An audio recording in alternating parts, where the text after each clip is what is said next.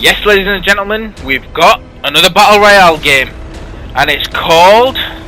Wait for it. Wait, that's the wrong one. Hey, that crap game's not out yet. Roll the other tape. Okay guys, so all jokes aside, let's talk about Apex Legends. Okay, it's just released. It's from Respawn. They're the guys that have made, games, such as Call of Duty when they were under Infinity Ward. They made the Titanfall games, and now they've come out with Apex Legends.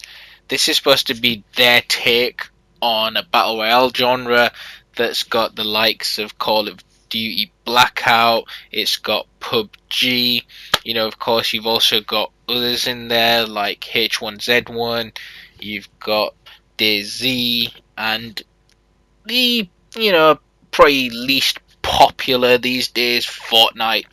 But the Apex Legend games are trying to be more like Call of Duty Blackout, and you can see that in the way that the loadout works, the way that you pick up the weapons, the first person camera view, even the way that you move around in the game and the way that you can slide is all straight Call of Duty Blackout style, in a new skin.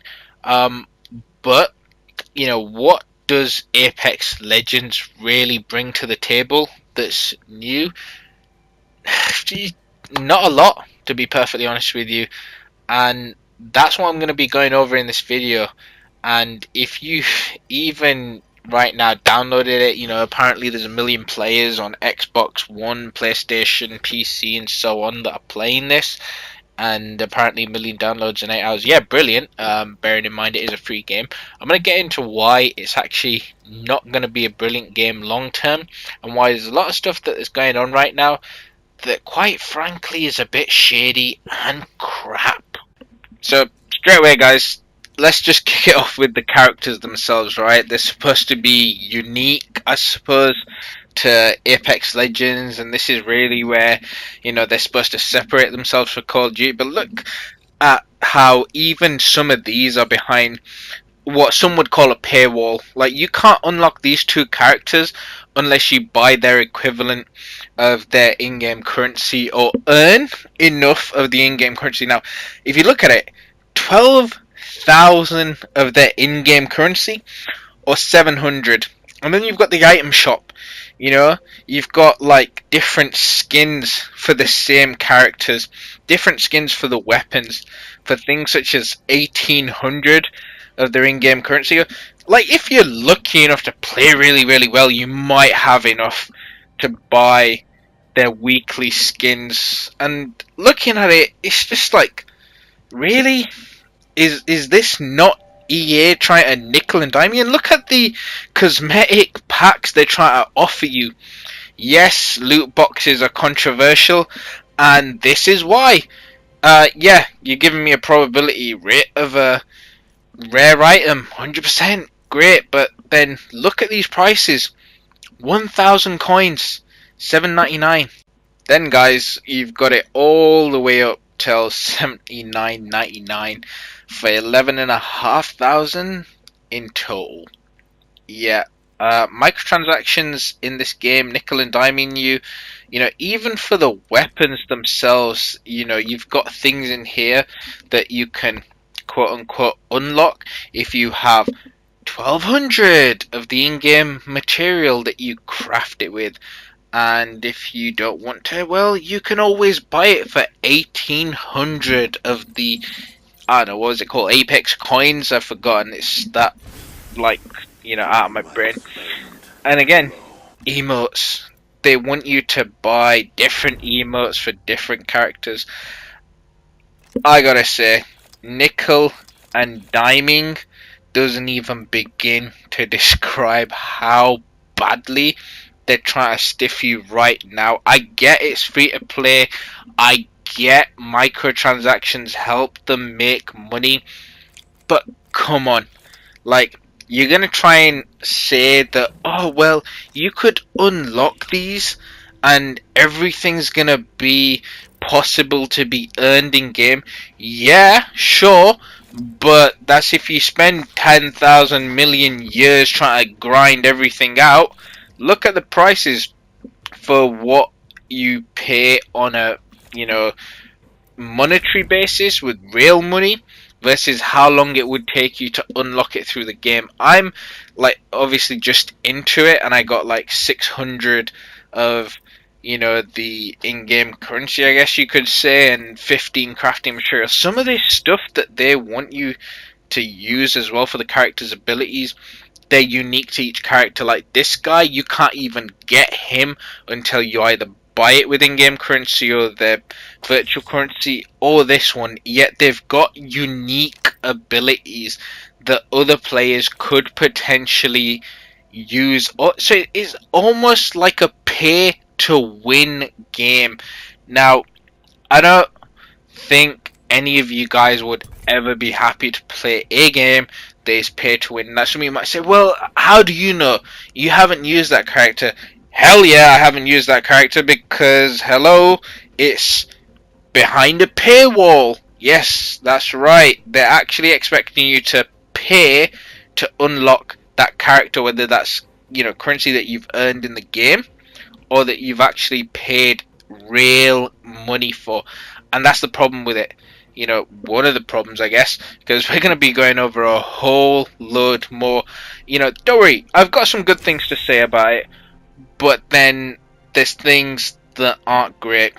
And to be perfectly honest with you, one of those things that I don't like is something that you can see as soon as you start the game, whether you're playing with friends or whether you're playing with other people.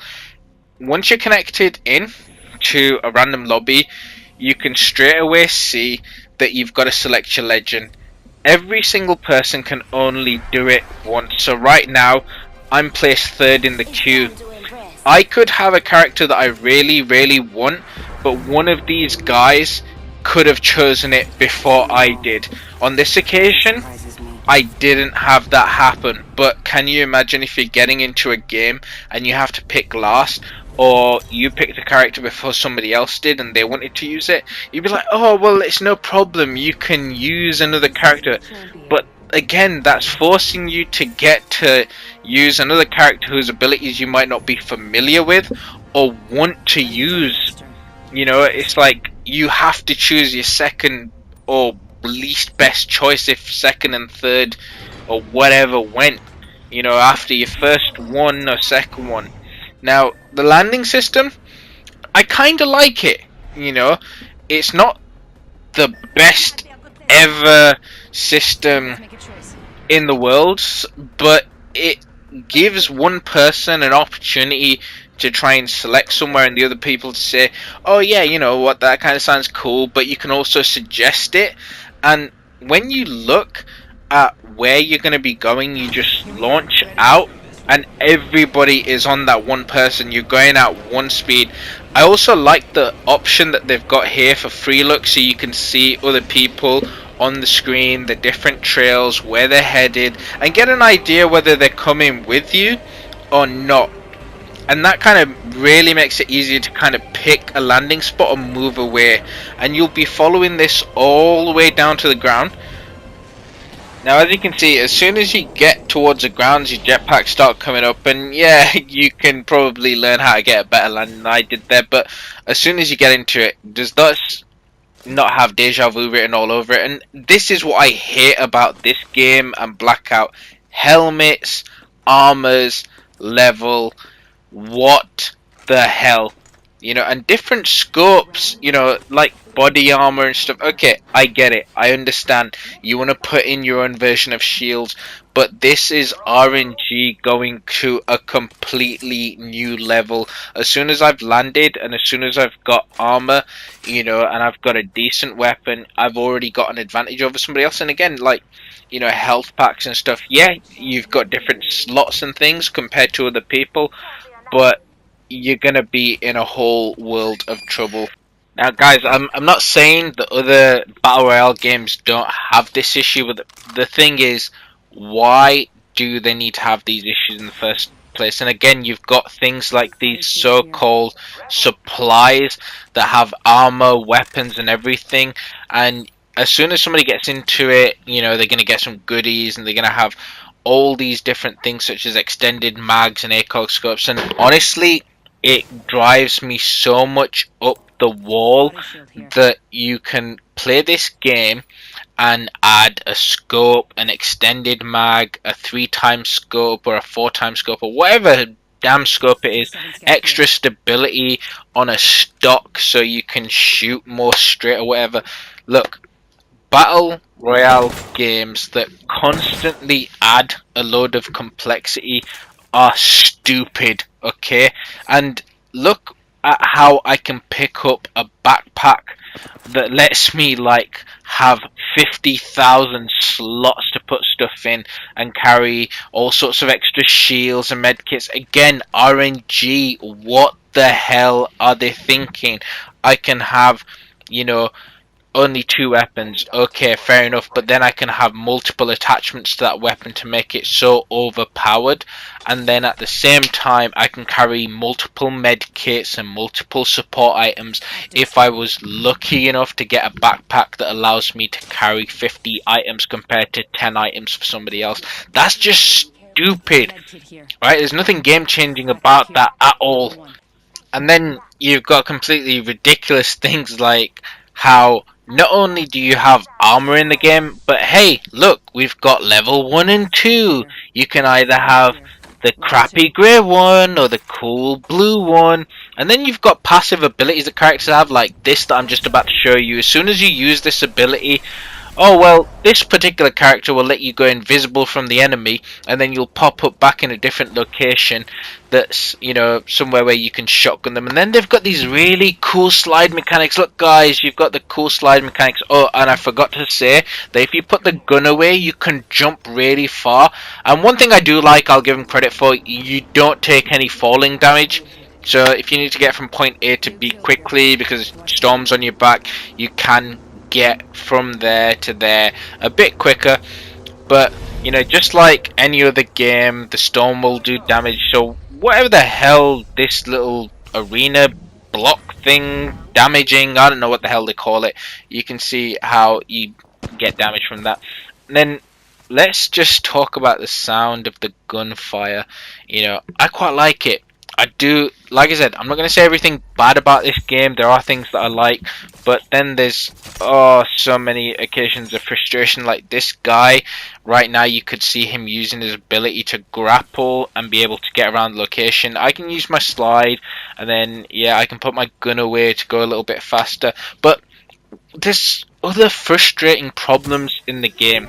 Now, she's just called in no, care package, you know, is the Call of Duty term, and you can see it coming in right now.